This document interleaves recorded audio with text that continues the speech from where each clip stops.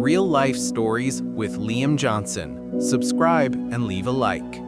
For the umpteenth time, they're not sleeping, even though it's already 3 in the morning. Charles Alexander and his wife Ruby Nicole are talking in whispers, though the bedroom is on the 2nd floor and there's no one else in the house. That's the point. They're the only ones home. Their son Lionel is hanging out at a nightclub again, and who knows if he'll make it back safely. They've already called him, but he turned off his phone. Lionel does this so often now, and they're whispering because both feel ashamed that Lionel has become so different. And for the umpteenth time, they're thinking and brainstorming what they could do to change Lionel, to change his life. Today, Charles Alexander owns a large company that produces more than 3 dozen types of baked goods, high quality at a reasonable price, so the baked goods fly off the shelves and don't last into the second day. The night shift prepares a fresh batch by morning. But 30 years ago, everything was different, and they know what the wild 90s were like. They tumbled through them both.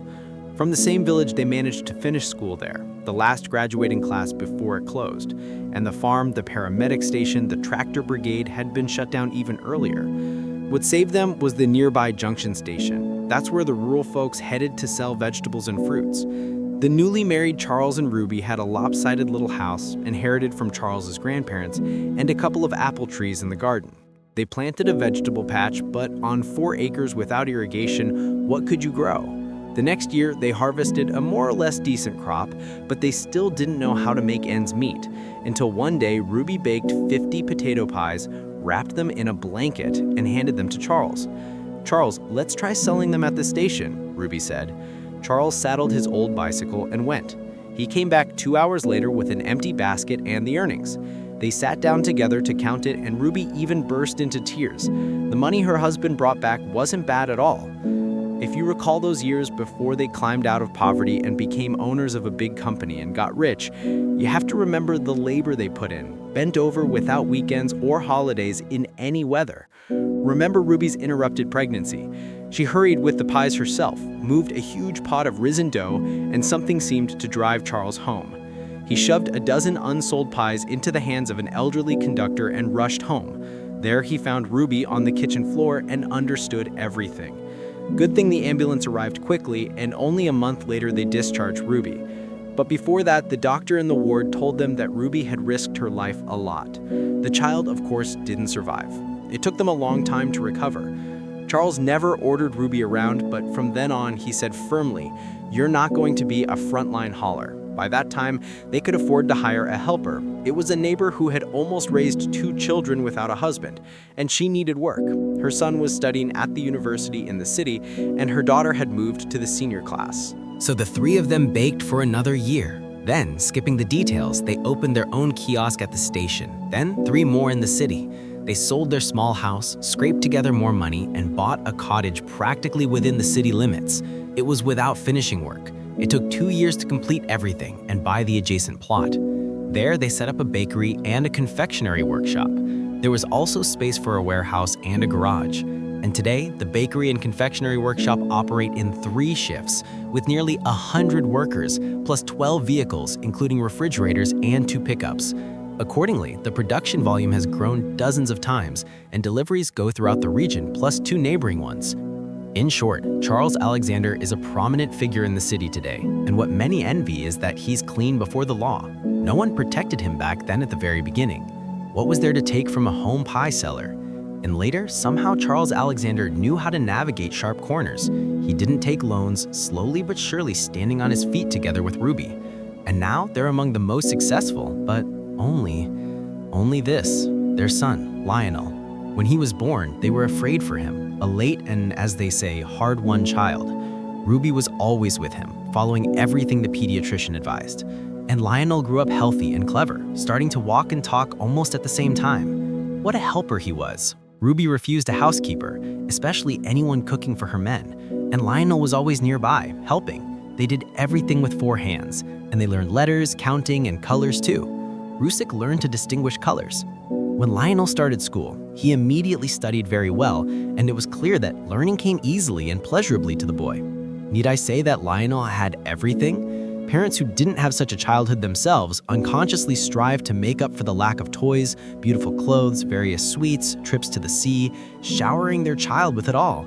Or at the second option, despite all the wealth, they raise their child in the same strictness, even asceticism, firmly convinced that since they turned out fine, their child should grow up in their image and likeness. Here it varies. Not always does upbringing yield good fruits. In this family, willingly or unwillingly, the first option worked. They gave their son everything possible and didn't notice that as a teenager, his demands grew geometrically, and he already had the full set: dubious companies, mediocre grades, absolutely no help from mom, demands for the very best in everything, and complete amnesia for gratitude. And complaints from teachers. Lionel got his certificate, but that was the school's respect for his father. He helped the school all those years. He also got into university, of course, on a paid basis. Lionel studied neither here nor there, retakes of exams and tests became the norm. And when he turned 18, it was like the guy shed all tact and decorum. He declared that now he was officially an adult, so let his parents conduct remarks and educational talks with each other. Several times, Charles Alexander and Ruby Nicole tried to tighten the measures, like when Lionel ended up in the police station for hooliganism in a nightclub, the second time for a fight in a restaurant, and he was the instigator. He didn't like how the elderly cloakroom attendant handed him his clothes, for which the man got a slap. But the parents resorted to another method. They limited his pocket money. Lionel seemed to come to his senses and promised to behave normally. But he didn't keep his word, didn't repent or promise. He said that if they didn't need him, if they begrudged money to their own son, then he'd leave home and they shouldn't even look for him. They wouldn't find him anyway. And the parents raised the white flag, capitulated. But they didn't stop searching for a way out, and meanwhile were glad if they could find out where their son was and see that he'd safely returned home. This situation, alas, is familiar to many, but far from all find a way out. Charles Alexander found it where he wasn't even looking. Chance helped. He hadn't left his office all day, meetings, important calls he had to answer. The time for the company had come such that the re-equipment process was underway, and in parallel, new contracts were being signed. And when it all ended today, Charles Alexander left the office. He wanted to leave the cabinet, forget about work at least a little, though other thoughts were even heavier. He was thinking about Lionel, what to do with him. And then a girl approached him, very beautiful, absolutely without traces of makeup, with a long braid that didn't let her head bow, creating an impression of unbreakable pride. The girl was dressed in a cream-colored dress that revealed she was pregnant. This girl said to him, "Excuse this strange request. Show me your palm. I'll just look." Charles Alexander was taken aback. The request was strange. The girl clearly not of this world. At least she was more like a forest nymph than a city dweller. But he knew from childhood that you can't refuse pregnant women. And on autopilot, he extended his palm to the girl. He expected anything but her tears. Through tears, this forest beauty said, "Such a familiar palm, but you have little joy. It's because of your son, and if he doesn't change his lifestyle, big trouble lies ahead." Charles Alexander felt a chill run through him, and seeing the girl's tears, he asked her to come with him to his office. He barely had time to seat the girl and give her a glass of water when the door opened and Lionel entered with the words, "Dad, I urgently need money, and didn't finish, seeing the girl and freezing in place. And she covered her face with her hands and cried. A few months ago, Lionel went to the forest for a picnic with friends and saw a beautiful girl unlike anyone else. She was gathering herbs. Word by word, they got acquainted and then continued the acquaintance when Lionel came to her in the village. Mary lived with her mom and grandma.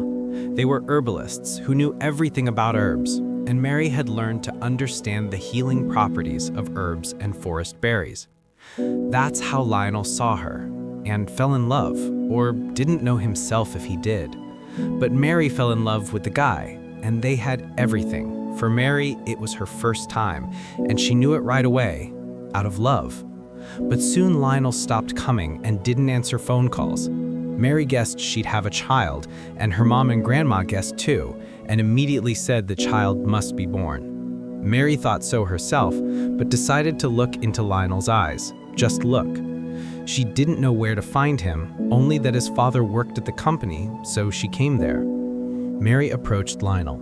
"Forgive me, I didn't know. This is my child, and I want him to be born. I understand you may not forgive me, just don't hide the child from me." Charles Alexander, stunned by this news, couldn't believe this was his son speaking. In a few minutes, all the scum, all the foam, all the cynicism fell off Lionel, and he believed his son. He himself would have done exactly the same. They would live through several months deciding what to do next. Mary hesitated, though she said she loved Lionel, but she kept silent about that and didn't let go of the offense. And Lionel understood that. He gave her time, constantly being by her side.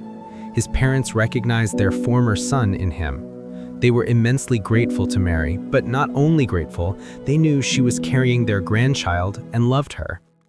It was harder for Mary's mom and grandma to accept, but here she stood up for him and asked to get to know the father of her future child anew. And Lionel now thought only about having a child, his child. He immediately brushed off all his friends' jokes about putting on the yoke so early and marveled to himself how interesting that company was to him. Such a transformation didn't happen out of nowhere. The foundation for Lionel was right, laid by his parents, and the superstructure was temporary, essentially foreign. And when Mary realized that, she agreed to become his wife. And Mary went to the maternity hospital as Lionel's lawful wife, who became the head of the family. Someone might say it doesn't happen like that. It does. Life is like that. The main thing is who intends to live it and how. Lionel will live remembering that his son and wife Mary stand behind him. He will work in his father's company and go through all the steps until he becomes his deputy. Mary will follow her father-in-law's advice, who saw a psychologist in her, and enroll in university, but she won't stop being an herbalist. So the whole big family of Charles Alexander will love herbal tea, including the youngest Cyril, the son of Lionel and Mary, and the beloved grandson of one grandpa, two grandmas, and a great-grandma.